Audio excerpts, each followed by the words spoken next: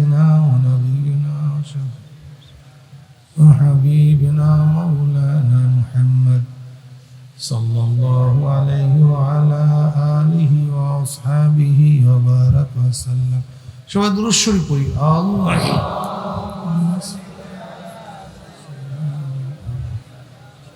وحبيبنا مولانا محمد صلى الله عليه وعلى آله وأصحابه وبارك وسلم اللهم صل حبيبنا مولانا محمد صلى الله عليه وعلى آله وأصحابه وبارك وسلم أعوذ بالله من الشيطان الرجيم بسم الله الرحمن الرحيم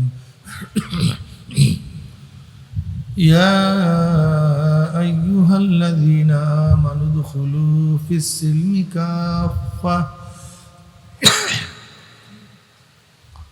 ولا تتبعوا خطوات الشيطان إنه لكم عدو مبين صدق الله مولانا العظيم وصدق رسول النبي الكريم আল্লাহ পাকের বান্দা জনাব মুহাম্মদ রাসূলুল্লাহ সাল্লাল্লাহু আলাইহি ওয়াসাল্লামের উম্মতগণ, আল্লাহ পাক রব্বুল আলামিন আপনাকে আমাকে এই ফিতনা ফাসাদের জমানায় যখন তাম দুনিয়ার থেকে ইসলাম মুসলমানকে মিটিয়ে দেওয়ার ষড়যন্ত্র চলতেছে, ফিলিস্তিন থেকে মুসলমানদের উৎখাত করার ষড়যন্ত্র চলছে কি চলেনি? চলতেছে। যে জমানায় তাম দুনিয়ার মধ্যে ইসলাম মুসলমান থাকবে কি থাকবে না এই প্রশ্নের সৃষ্টি হয়েছে, যে জমানায় মানুষ নেকের কাজ ছাড়তেছে, গুনার কাজ ধরতেছে, শুধু গুনার কাজ ধরেই না বরং গুনার কাজে প্রতিযোগিতা শুরু করছে কে কার আগে জাহান্নামে যাবে। সবাই বলে নাউজুবিল্লাহ। যে জমানায় মানুষ নেকের কাজে আশ্চর্য হয়, গুনার কাজে স্বাভাবিক থাকে, নেকের কাজে দেখছো ছেলেটা কলেজে পড়ে দাড়ি রাখছে, দাড়ি রাখা নেকের কাজ, দাড়ি কাটা গুনার কাজ। মুসলমানের সন্তান দাড়ি কাটলে আশ্চর্য হই না বরং দাড়ি রাখলে আশ্চর্য হই।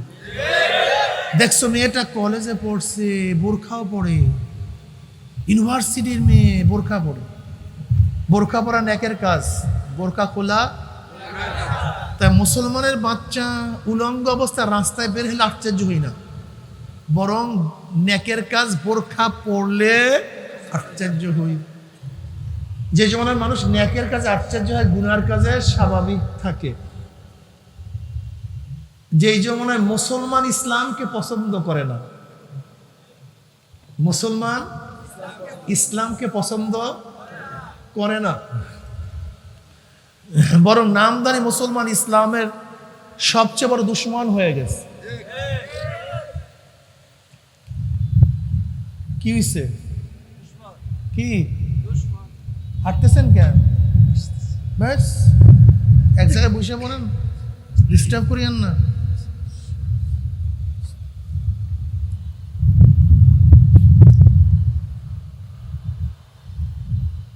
যে জমানায় মুসলমান ইসলামকে পছন্দ করে না বরং নামধারী মুসলমান ইসলামের সবচেয়ে বড় দুশ্মন হয়ে গেছে। সবচেয়ে আশ্চর্যের বিষয়, যেই জমানায় শিরক বিদআতকে ইবাদত মনে করে, বলেন শিরক বিদআতকে ইবাদত মনে করে, কবর পূজা, ব্যক্তি পূজাকে মানুষ, আল্লাহ আমাদের মাফ করে দেন, যেই জমানায় মানুষ শিরক বিদআতকে ইবাদত মনে করে, আবার যা শিরক বিদআত না তাকে শিরক বিদআত মনে করে। বুঝাতে পারি নাই? কেউ শিরক বিদআতকে ইবাদত মনে করে, আবার কেউ যা শিরক বিদআত না তাকে, যেরকম তথা কথিত আহলে হাদিস, তথা কথিত লামুজাহাবিরা কি করে? ইমাম মানাকে শিরক বলে, মাযহাব মানাকে শিরক মনে করে, অথচ বলে কি শিরক না জরুরি? বাস যা শিরক বেদাত না তাকে শিরক বেদাত মনে করে। যেই জমানায় আংশিক দিন পালন করেও পরিপূর্ণ দিন পালন করার ঢেকুর তুলে পালন করে, আংশিক দিন দাবি করে আমার চেয়ে বড় দিন তার দুনিয়াতে নেই। সেই মুহূর্তে আল্লাহ পাক রব্বুল আলামিন আপনাকে আমাকে কোরআন ও হাদিসের মাজলিস, আলেম উলামা, মুমিন মুত্তাকিন, জাকিরিন শাকিরিনদের গুরুত্বপূর্ণ এক দামি মাজলিসে আসার বসার বলা শোনার তৌফিক আল্লাহ পাক দান করছেন। শুকরিয়াতান সবাই বলি আলহামদুলিল্লাহ। দীর্ঘদিন পর্যন্ত বিভিন্ন কায়দায় আপনাদের দাঁড়ে দাঁড়ে কানে কানে মাহফিলের দাওয়াত পৌঁছাবার চেষ্টা করা হয়েছে। অনেক লোকের অনেক সুযোগ সুবিধা থাকা সত্ত্বেও তারা আসতে পারে নাই। দেখেন কত কপাল পোড়ার, চার দোকানে, ব্যবসার মধ্যে, দোকানের মধ্যে, আড্ডার মধ্যে কপাল পোড়ার মাহফিলে আসতে পয়সাও খরচ হয় না, কষ্টও লাগে না, তা সত্ত্বেও কপাল পোড়া মাহফিলে আসতে পারে নাই। আবার মাহফিলের মধ্যে খোঁজ করে দেখবেন কিছু আল্লাহ পাকের বান্দা বহু দূর দূরান্ত থেকে বহুত কষ্ট করে স্বীকার করে দোকানের মধ্যে লাথি মেরে তালাবদ্ধ করে সমস্ত দুনিয়ার ঝামেলাকে পদদলিত করে মাহফিলে হাজির হয়ে গেছে। ওই ব্যক্তি এত কাছে থাকা সত্ত্বেও আসতে পারে নাই। আপনি এত দূরের থেকে এত ঝামেলাকে উত্তীর্ণ হয়ে আসছেন কিভাবে? কথা বলেন তো।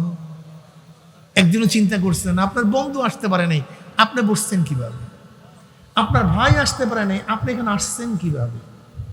আপনার পাশের দোকানদার তো দোকানের মধ্যে লিপ্ত, আপনি এখানে আসছেন কিভাবে?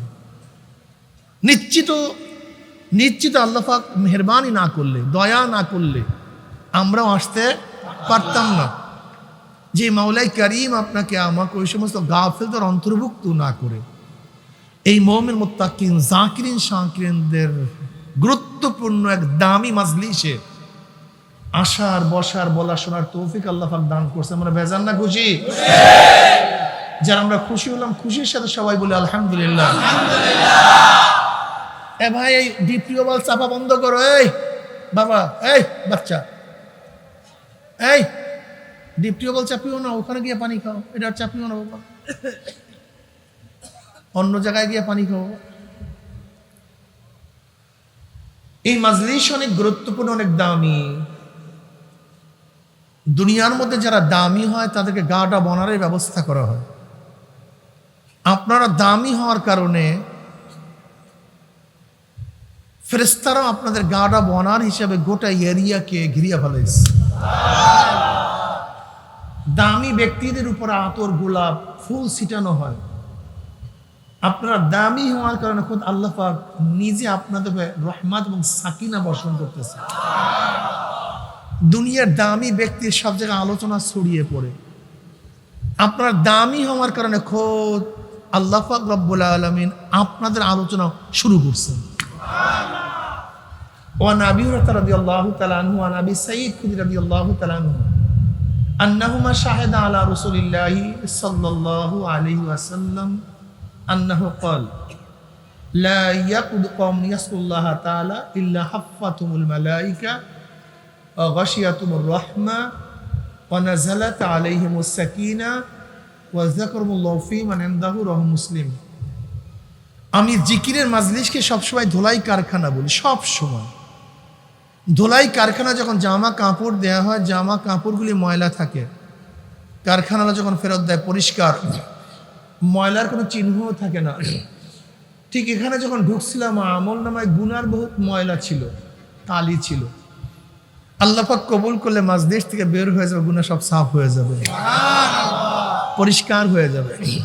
আরে ভাই, বক্তব্য আমার না, বুখারীর মধ্যে রওয়ায়াত আসছে, জিকিরের মাজলিসকে কেন্দ্র করে আল্লাহ পাক ফেরেশতাদের সাথে বিভিন্ন প্রশ্ন এবং জবাব দেওয়ার পর আল্লাহ পাক সিদ্ধান্ত দেন, উশহিদুকুম আন্নী ক্বাদ গাফারতু লাহুম। ফেরেশতারা সাক্ষী থাক, গোটা মাজলিসের বান্দাদের গুনাহ কথা সব মাফ করে দিছি। ইয়াকুলুল মালাকু মিনাল মালাইকাতি ফীহিম ফুলানুন লাইসা মিনহুম ইন্নামা জাআলি হাজাতান ইয়াকুলুল্লাহ আযজা ওয়া জাল্লা লাহুমুল জুলাসা লা ইয়াশকা জালিসুহুম রাহুল বুখারী। এই মাজলিস অনেক গুরুত্বপূর্ণ, অনেক দামি। এসছিলাম খালি আমল নিয়ে, আল্লাহ কবুল করলে ভরা আমল নিয়ে এখান থেকে ফেরত যাবে। এই যে একবার সুবহানাল্লাহ পড়ছেন, পড়ার সাথে সাথে আমল নামায় 1000 নেকি লেখা হয়ে গেছে, 1000 গুনাহ ঝরে গেছে। আরে ভাই, মিজানের অর্ধেক তো নেকে পূর্ণ হয়ে গেছে। এই সুবহানাল্লাহ তো কিয়ামতের ময়দানে মিজানে ভারী হয়ে যাবে। ওয়ান আবি হুরায়রা রাদিয়াল্লাহু তাআলা, বুখারীর শেষ রওয়ায়াত, ওয়ান আবি হুরায়রা রাদিয়াল্লাহু তাআলা قال قال رسول الله صلى الله عليه وسلم كلمتان حبيبتان الى الرحمن خفيفتان على اللسان ثقيلتان في الميزان سبحان الله وبحمده سبحان الله العظيم। আল্লাহ আমাদের সবাইকে আমল করার তৌফিক দান করুন।